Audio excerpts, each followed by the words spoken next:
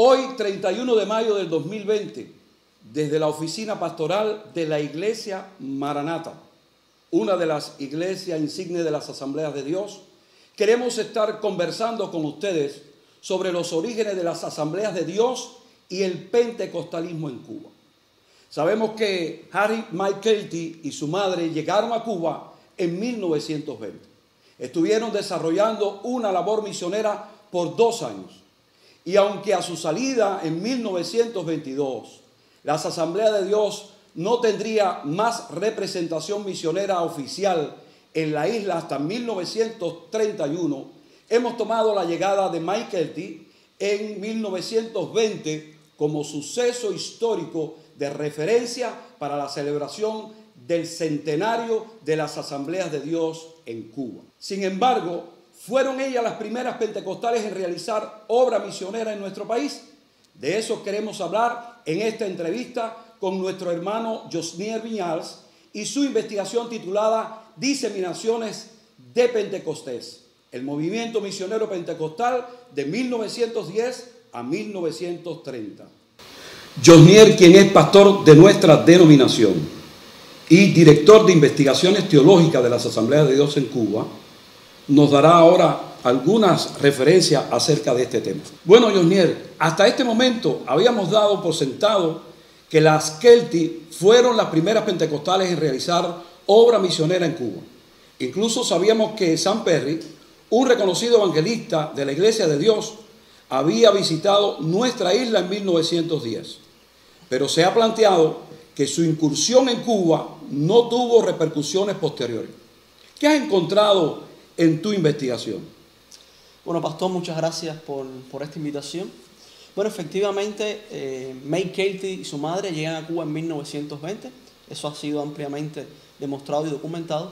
Sin embargo, algo muy interesante surge cuando ella al llegar, pues presenta un reporte en el que se encuentra trabajando con un misionero amigo o misionero de los cuáqueros, y quien dice que hablaba en lenguas.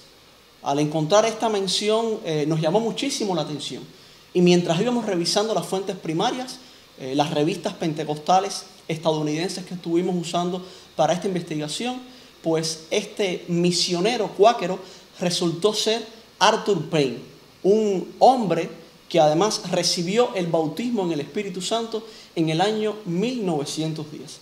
Y bueno, a partir de ahí pues surge toda una cantidad de información que enriqueció tremendamente este periodo en cuanto a movimiento misionero pentecostal en Cuba. Entonces, ¿podemos decir que fue Arthur Payne el primer misionero pentecostal radicado en Cuba? Es muy probable, pero no podemos decirlo con certeza. Claro. De hecho, él mismo, cuando recibe el bautismo en el Espíritu Santo, él envía su testimonio a 2 importantes revistas pentecostales de la época, en 1910, y él afirma ser ahí el primer misionero radicado en Cuba con el bautismo en el Espíritu Santo. Al menos que nosotros tengamos conocimiento, podemos decir que es él.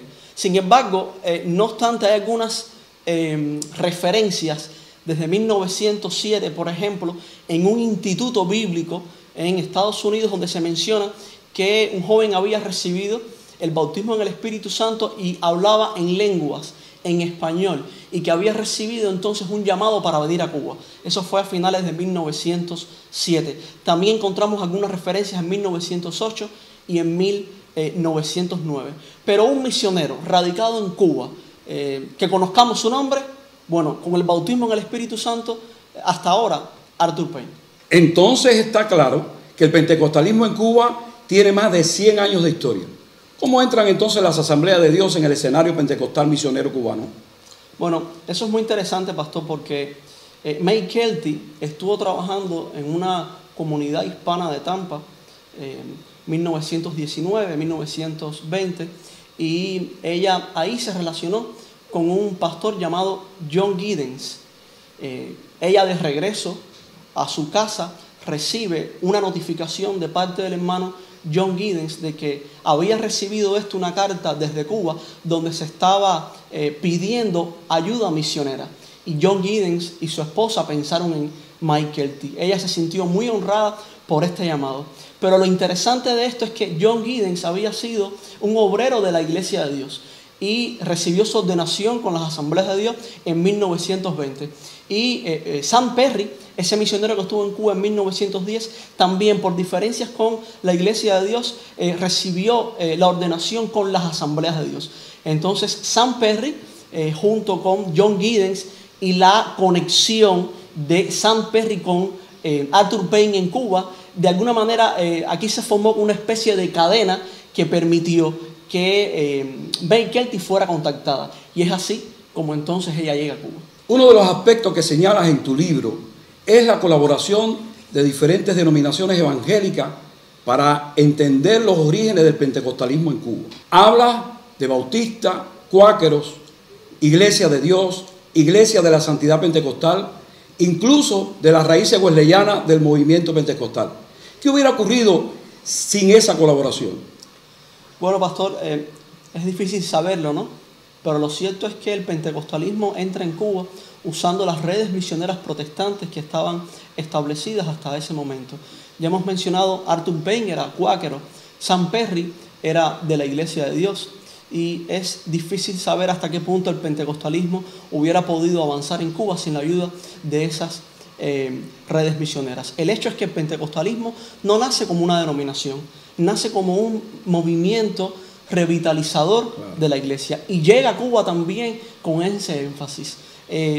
Arthur Payne, por ejemplo, cuando estaba buscando la promesa del Espíritu, él ruega que oren por él, porque él quiere recibir poder de lo alto, pero también quiere que la iglesia, que toda la iglesia cubana reciba ese poder de lo alto, para que tenga el poder para llevar adelante la misión. Tremendo. Entonces, hablemos un poquito acerca de los orígenes y unidad de la Iglesia de las Asambleas de Dios. Existen algunas narrativas de ciertos vestigios y reticencias que quedaron después del tiempo de la iglesia primigenia y se cerrara el libro de los Hechos. Pero no queremos entrar en cuestiones especulativas. Sin embargo, se conoce que el movimiento pentecostal moderno nació en medio de un tiempo muy convulso, donde las bases de la fe estaban en juego. Los siglos XVIII y XIX trajeron que muchos se replantearan su fe y las nuevas corrientes de pensamiento permearon de alguna manera la teología cristiana y sembraron dudas en cuanto a su veracidad. El movimiento modernista y su racionalismo, idealismo y evolucionismo se encargaron de producir una teología escéptica donde lo sobrenatural no tenía cabida. La alta crítica se levanta a recibir fuertemente una crítica poderosa sobre la literatura bíblica y se comienza a mirar el cristianismo desde el punto de vista de la evolución. En ocasiones, contrario a la ciencia, lo que más bien puede juzgarse desde el mismo fenómeno cultural. Por otro lado, las nuevas sectas restauracionistas entran en acción, donde comienzan a destacar la necesidad de restaurar lo que se había perdido, como necesario o vital para el regreso de Cristo. Y aparecen profetas con nuevas revelaciones que le daban el toque distintivo para identificarse como la iglesia verdadera. Era evidente que las bases estaban creadas para retomar lo que se había apagado por un tiempo. Así nace el movimiento pentecostal moderno. Se pueden mencionar dos grandes exponentes, entre otros: Charles Parham, director del Instituto Bíblico en Topeka, Kansas, 1901.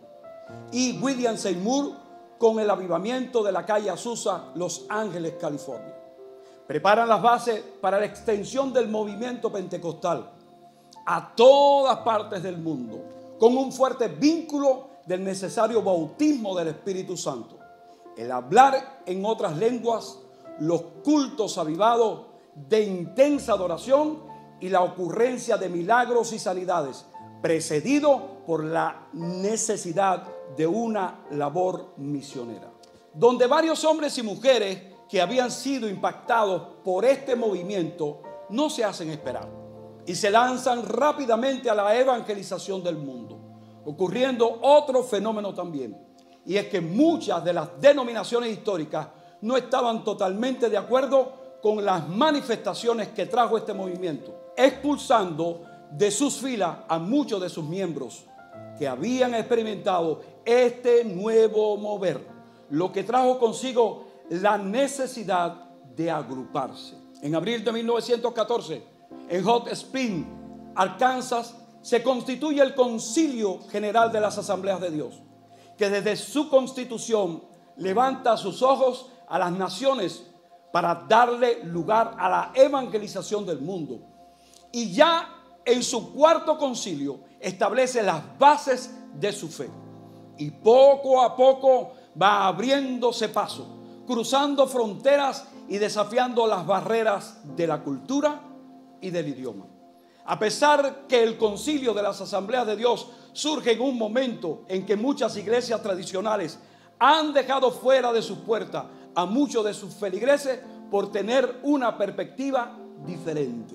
Lo cierto es que el nacimiento del nuevo movimiento pentecostal traía un sello distintivo para cumplir la encomienda divina: el empoderamiento mediante el bautismo del Espíritu Santo, la glosolalia y la aparición de milagros y sanidades, retomando de esta manera la línea de la iglesia primigenia presentada en el libro de los Hechos, desde la misma llegada del Espíritu Santo en el capítulo 2, así como en todo el programa que el propio Dios presenta, bautizando a aquellos discípulos para ser testigos victoriosos, como bien se muestra a lo largo de todo este libro. Si entendemos que Pentecostés se convirtió en un evento paradigmático y programático, pues por primera vez Dios llama a un grupo de hombres y mujeres para testificar de Él a todas las naciones y a todas las lenguas, para cumplir así con el programa de la evangelización mundial.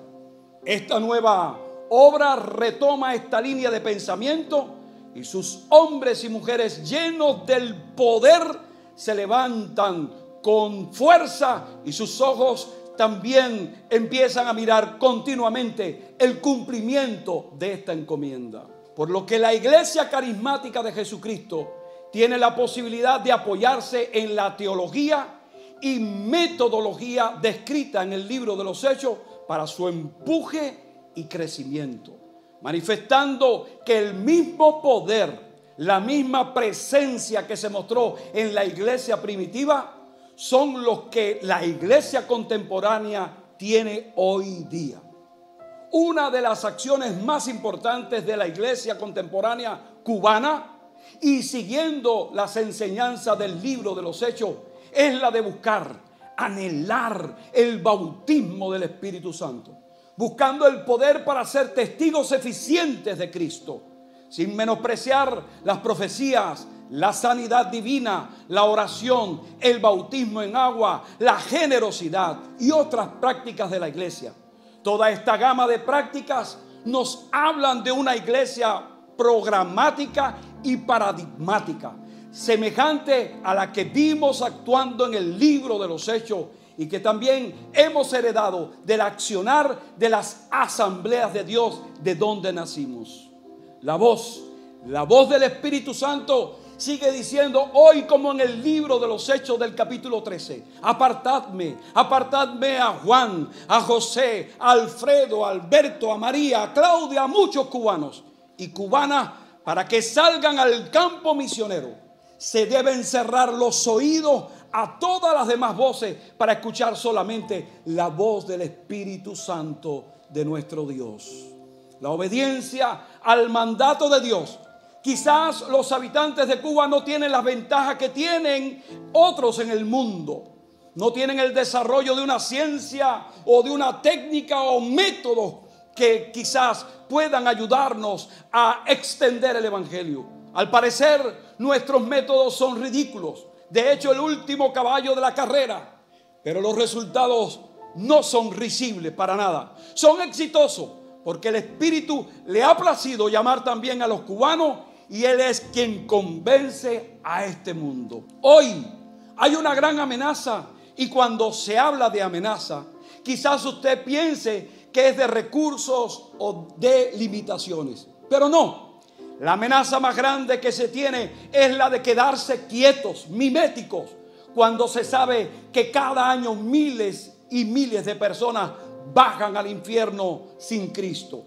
El reino de Dios se perdió entre los hombres, pero Dios escogió a Jesucristo y trajo el reino de Dios, y el Espíritu lo aplica al corazón de los hombres. Y espera que los cubanos y de otras latitudes también anunciemos este reino hasta lo último de la tierra. Solo hoy que tener la disposición al llamado, hoy como ayer, están los Pablos y Bernabé, quizás no tan calificados, pero con plena disposición al llamado, listo para sufrir el evangelio de Jesús, caminar por los caminos lodosos de la selva ecuatoriana, o ir al norte de la India o países musulmanes, con la convicción de que Jehová cumplirá su propósito, como dijera el salmista.